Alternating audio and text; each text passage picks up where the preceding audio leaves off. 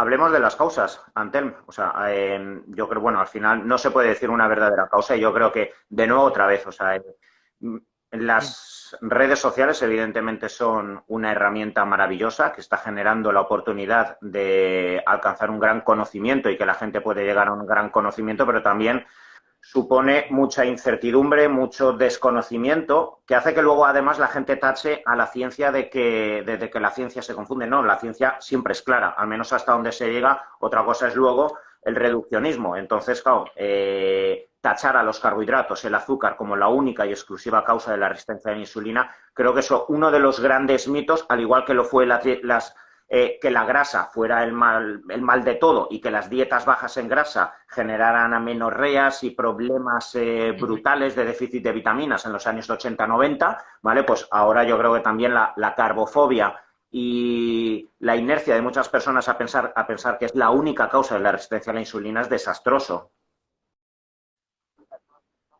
100%, totalmente. Es decir, realmente, por ejemplo, ¿no? Ya en lo que hemos ido desarrollando, podemos ver que no necesariamente, o sea, que no habrá un único culpable, porque, por ejemplo, en un paciente, por ejemplo, el paciente oncológico, esa resistencia a la insulina que, que puede haber, no va a ser, muchas veces no es por el exceso calórico, porque son pacientes que se están desnutriendo, ¿vale? Y que además tienen una diabetes tipo 2 y dices, ¿qué está pasando? Bueno, ¿qué está pasando? Pues una inflamación crónica de bajo grado y un aumento del estrés oxidativo.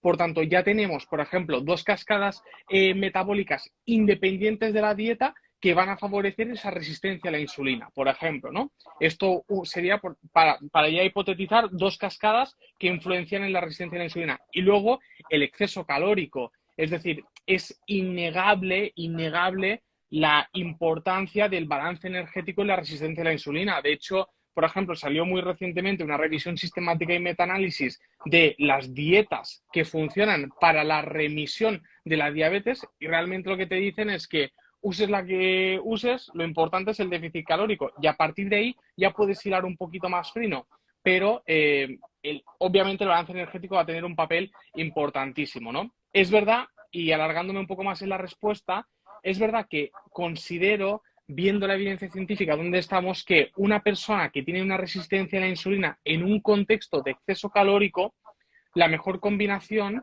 sería, obviamente, un déficit energético y incluso una dieta baja en hidratos, porque tenemos evidencia científica de calidad que las personas con resistencia a la insulina responden bien a una dieta baja en hidratos y bueno, y tenemos menos evidencia de la dieta cetogénica, ¿no? Pero una dieta baja en hidratos es una Uh -huh. excelente herramienta. Fíjate que hablando, o sea, cómo debemos evitar los reduccionismos, claro, resulta que algunos tipos de proteína, especialmente el whey protein y las que tienen alta carga de leucina o metionina, pueden tener una respuesta insulinémica mucho más alta que el propio azúcar simple. O sea, entonces, claro, fíjate, o sea, claro, cuando Totalmente, alguien hace claro, luego por eso, dice, claro, no, una claro. dieta baja en carbos y me puedo permitir toda la proteína. Pues ojo, con comillas.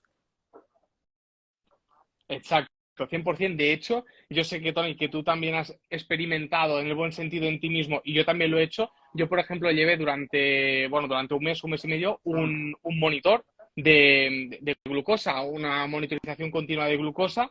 Llevé el Freestyle 3 y la verdad que muy bien, es una experiencia muy buena, sobre todo también porque o sea, en la evidencia científica tú lo sabes, ¿no? Y dices, vale, la leucina es especialmente insulinogénica, aumenta muchísimo la producción de insulina, vale, perfecto. Pero luego cuando lo ves en tu cuerpo dices, ostras. Claro, ves ese pico, esa expulsión glucémica y dices, ostras, pues mira, ¿no? Y al final también esto nos hace ver muchas veces que las redes sociales, como comentabas, a veces nos han inculcado unos miedos o unos filtros, porque al final Instagram y todas las redes sociales es cuestión de filtros, unos filtros que de forma técnica podemos llamar sesgos, que nos hace pensar, por ejemplo, lo que comentabas, ¿no? Que la insulina, que un pico de glucemia siempre va a ser algo malo, o un pico de insulina siempre va a ser algo malo, cuando no necesariamente Claro, es así. y hablando, o sea, a mí estudiar la resistencia a la insulina me parece apasionante porque realmente, o sea, ves cómo, bueno, tú y yo como médicos, pero cualquier sanitario, cualquier persona que quiera entender cómo funciona el cuerpo, mientras más te vas metiendo, más vas diciendo, joder, la de rutas que aún me tienen que faltar y la de conceptos que seguro se me escapan porque la resistencia a la insulina es tan amplia, porque fíjate, has hablado de que, y sí, es evidente que la primera causa de la resistencia a la insulina es el superávit calórico alargado en el tiempo, pero como los procesos en el organismo no son ni blancos ni negros, y un proceso totalmente antagónico como puede ser la desnutrición, un déficit calórico muy alargado en el tiempo, esto yo y tú lo habrás visto constantemente en muchos atletas deportistas, donde ya ese déficit calórico más la obsesión de tener que entrenar, no duermo por la noche, etcétera, va a generar paradójicamente también una resistencia periférica a la insulina, ¿vale? Claro, o sea, porque además estoy teniendo sarcopenia, cortisol, adrenalina, neoglucogénesis, claro, entonces justo lo contrario, y ahí meter otro superávit te sensibiliza a la insulina. ¿Y eso cómo lo vas a entender? O sea, pues teniendo todo el mapa y con mucha prudencia, honestidad, con ese papel artesanal que yo creo que muchas veces se pierde en la medicina. Tú que estás ahora en el hospital, pues observarás que todo está protocolizado y tiene que ser así para atender al vasto público. Pero creo que no debemos perder nunca el panorama, ¿no? Los médicos de todo el mapa. 100%, y ahí está lo bonito de nuestra profesión, porque yo para seguir protocolos no he nacido nunca, es decir, los protocolos hay que conocerlos, pero también hay que ver las excepciones y hay que ver los casos que tú comentabas, que es un caso brutal.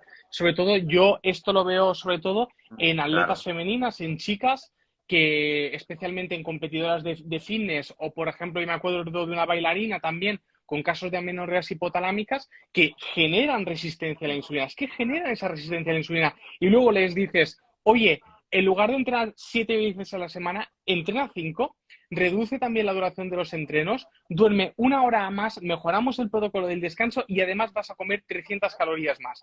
Y esto, aparte de la experiencia que tenemos Tony o que puedo tener yo, además también tenemos evidencia científica. Justo hace 2 meses que salió un estudio científico súper sencillo, muy bien diseñado, donde cogían atletas que tenían amenorrea hipotalámica y a unas les decían sigue igual y a las otras simplemente les hacían una intervención nutricional para que comiesen solo 300 kilocalorías más.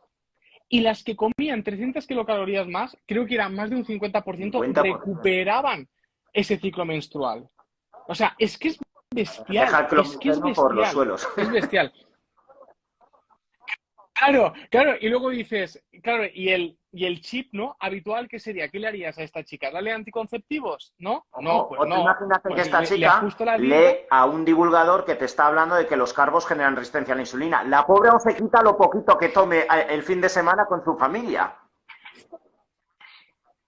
Tal cual, tal cual. Y ya luego entras en barrena, o sea, ya sea por una cosa o sea por la otra, ya todo mal, ¿no? Así que bueno, también esto también deduce una reflexión, porque tanto, o sea, yo creo que ambos somos muy prudentes y yo creo que también la prudencia te la da el hecho de ver que el conocimiento, pues no sé, yo llevaré pues 1000 años estudiando, no sé, 10, 12 años estudiando y al final dices, joder, a medida que voy aprendiendo veo lo que tú dices, ¿no? Que me quedan aún más cosas para aprender. No es el plan de no sé nada, ¿no? Porque obviamente sí que sabes, ¿no? Pero es el hecho de decir, joder, me queda mucho, ¿no? Me queda mucho recorrido, ¿no? Y eso también pues hace ver la complejidad de los procesos fisiológicos y lo importante que es la individualización. Es que es importante, es vital este caso que os acabo de comentar.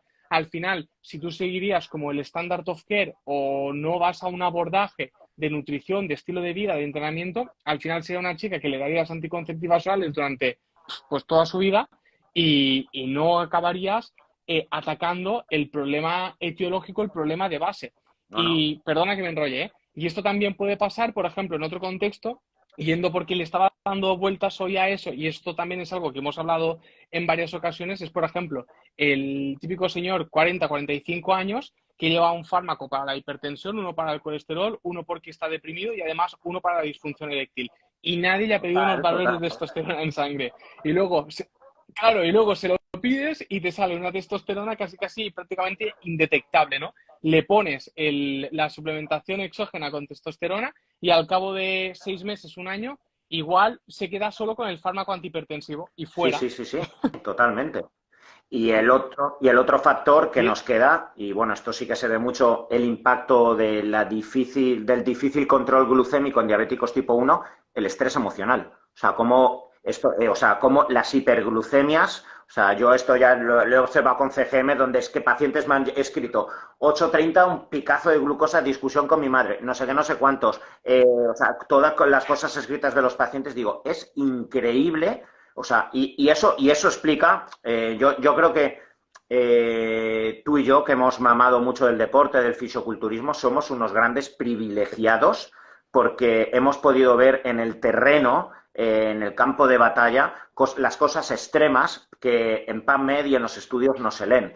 ¿Vale? Y eso permite explicar por qué un atleta con una capacidad genética brutal, siendo un Ferrari, y haciendo la misma dieta, la misma preparación de todos los años, luego 2 meses previos a la competición, un año determinado, haciéndolo todo igual, no está igual, pierde músculo, retiene líquido, está hinchado, no duerme y mira, pues se separó, se divorció, le despidieron a su madre, le detectaron cáncer, cualquier historia, y ese factor psicógeno, que yo creo que también por falta también de recursos, de tiempo, etcétera, y porque no se nos enseña en la carrera a tener en cuenta el impacto emocional, lo importante que es, pues se suele pasar por alto, pero es grandísimamente una de las causas prevalentes de la resistencia a la insulina bueno, que ahora yo creo que en esta sociedad donde cada vez imperan más los procesos ansioso-depresivos, pues esto también interfiere mucho en el desequilibrio metabólico que estamos viendo en tantos pacientes.